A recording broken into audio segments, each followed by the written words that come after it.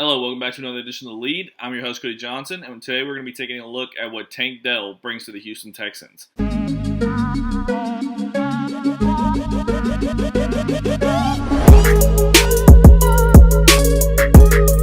So, Tank Dell, wide receiver out of Houston. Over his college career, he has over 3,000 receiving yards and 30 touchdowns. Yeah, let's go ahead and get into the film. Good place to start off is, I think, to show you his change of direction abilities. This leads into a lot of what we're going to talk about later in the film. His ability to stop on a dime and flip his hips and run in a different direction. Benefit of him being 165 pounds is his ability to do this, as you see in this clip right here. Sinks his hips, flips, and then creates that separation away from this DB. Great change of direction ability. So now we're going to get into his release package. His quick feet, his change of direction ability is going to help, or it does help, with his release package, as you'll see here. He's not going to get the ball in this rep, but he is going to win the rep off this release as he gets this DB to stumble, as you'll see here. See here, he did a little, he squared his base, right? And then he starts with an outside release. And then when he gets about here, he's going to stutter step and then release back to the inside. Watch. So he releases back into the inside, gets this DB to stumble, doesn't get the ball because Tune is looking the other way here, but wins that rep, right? This DB is nearly on the ground. He is completely bent over, not knowing what's going on. So, again, that change of direction and quick feet ability helps him on his release package. And I'll show you another rep here. We have Dell on the outside. He's going to do a similar thing. He's going to square his base, and then he's going to start on the inside, break back out, and he's going to have a seam route here, which he scores on. See, square base, he has fake the cut, gets this guy, this DB to overextend on the punch. He's going to miss, and Tank Dell's going to take it up the seam. Or not up the seam, on a go route. So, really good release package. He has multiple different ways he can release off the line of scrimmage. So quick that most guys in college, at least, weren't able to put their hands on him. So, we'll see how that works out for him in the NFL, but really, really good release package. And he's also a pretty nuanced route runner. So, this might look like a simple route here, but I'm going to show you what he does at the end of this route. So, he's going to be running a curl. So, what he did there, as you saw, first, before we get to the curl part, he keeps his body straight up and he makes this DB think like he's running a go route, like he's running deep, right? And then he's going to sink his hips right here.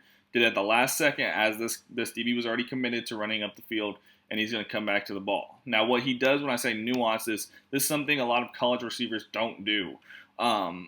And, you know, I know most of them are taught from a young level, but they still don't do it. But coming back to the football, creating more separation from this DB, coming back to the ball, getting it, and then you have separation to make something happen after the catch. See, look how much separation he created just from coming back to the ball. Again, not a lot of college wide receivers do it. Tank Dell is one of those guys, so a nuanced route runner as well. So all that release package, that nuanced route running, really helps him in the red zone. Tank Dell had 23 red zone touchdowns in the last 2 seasons. That is almost double any other receiver or tight end in the last 2 years.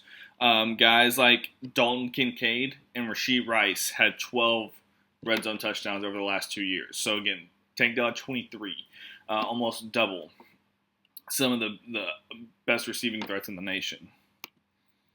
But you'll see here, squares up his base, gets this guy on a break or cuts outside, and then breaks back inside for the easy receiving touchdown. Completely wide open. Change of direction, route running, release package, all helps him with this red zone ability. So now, I want to touch on another thing that I believe is going to translate, especially for this Houston offense. Bobby Slowick obviously comes from the San Francisco line, the Kyle Shanahan. San Francisco has been known to be one of the most pre-snap motion teams in the NFL. I think they had the highest rate of pre-snap motions last year specifically. Guys like Deebo Samuel moving them around before the ball snapped. Right, Tank Dell was that guy for Houston, and I think he will be. Was that guy for U of H? I'm sorry, and I think he will be that guy for Houston as well. You see, he's lined up in the backfield here. He's going to motion out. Almost every play I watched, right? It had to be 75% of each game I watched. He was motioning before the snap. That gives him free releases. He runs out here and stacks on this wide receiver here out of a motion, free release to do whatever he needs to do, right? It also helps the quarterback figure out what the defense is doing, if they're in man or if they're in zone. But just want to emphasize, I think that will be Tank Dell's role in Houston. Pre-snap motion, out of the slot, etc. So you see him motioning out of the backfield right here. And then you'll see, as I mentioned earlier, another route where he runs a curl, and then he's going to push back to the ball. So it wasn't a one-time thing. He did a lot, nuanced route running, creating separation, etc. More space. And then another thing is his yak ability. He doesn't get a whole lot of yak here, but most of his catches he was able to get 3 or 4 yards, which, it's 3rd and 7, and he catches the ball at the 5-yard line. That yak ability is really going to help, right? Get that extra 2 yards for the first down. So Dell is more of a short area quickness guy, like I showed you with the change of direction. Guy that, wins at the intermediate to short, or short to intermediate sides of the field, right? Between 10, 15 yards. But I do think he does have some ability to stretch the field when needed. I don't think he's going to be an elite deep threat or anything like that. But as you'll see here, we got Dell lined up, and he's going to be running up the seam right here. So, again, just want to show you, I think he does have that ability to stretch the field when needed. And, again, another great route because he gets this safety to bite inside really hard right here and then just takes it deep. Might have got away with a little push off there, but good ball tracking, good deep ability. Again, don't think that he's going to be elite in this aspect, but he does have the ability to stretch the field as Houston use him in that role at times as well. So now we're going to get into some of Dell's issues, and most of it's going to have to do with size, right? The obvious one's going to be health. When you're 165 pounds getting hit by 230-pound linebackers, 210-pound safeties, it's hard to stay healthy over a full 17-game season. Well, looking for Dell, he has been able to stay healthy. He's played in 35 games over the last 3 seasons, and that might not sound a lot, but if you remember, the 2020 season was COVID, so they only had 7 games. So he's played in basically all their games over the last 3 seasons, been able to stay healthy, but he also never had a full 17-game slate. Plus, whenever we do get back to the playoffs, having multiple games after that, possibly, right? So, health is going to be a concern. I would like for him to add another 10 pounds, but I also don't want him to add 10 pounds and lose some of that short area quickness, right? That ability to cut on a dime, stuff like that. But now, another aspect is with his size, it's dealing with pressure, people putting their hands on him. And you'll see this route right here at the line of scrimmage. He's backed off a little bit, but he's going to come up, and this DB is going to put his hands on him, and Dell doesn't really have the size to fight off. Most of the time I mentioned earlier, Dell's able to use his quickness to avoid getting hands put on him, but when he does, there's really nothing he can do after the fact. You see right here, he can't really fight through that.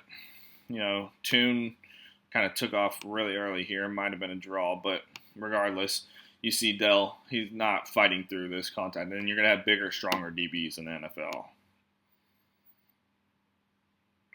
So same thing here. We're going to have more contact at the top of the route with this DB right here. And Dell is just not going to be able to fight off of it, right? It's at 5 yards, so it's legal hand touching, but, can't really fight off that contact there. Can't create the separation he needs.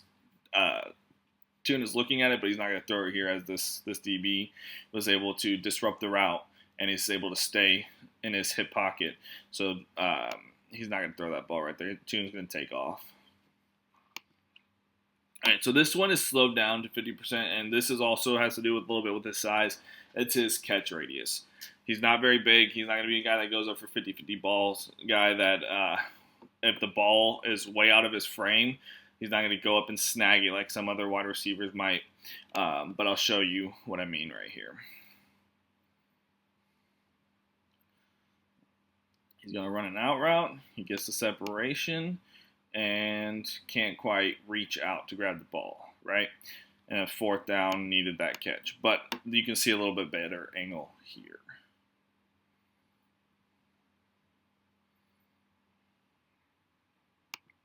So you see it's a little bit out of his frame. He's able to put one hand on it, but even if he did reach this hand out, it's just too much out of his frame. He's not going to be able to snag those kind of balls, right? That's not going to be his forte. So it needs to be, luckily Stroud is accurate, so this ball would probably be placed more in his chest if this was Stroud, but just wanted to show y'all, he doesn't have the biggest catch radius. So it's going to be tough for him to snag balls out of his frame like that.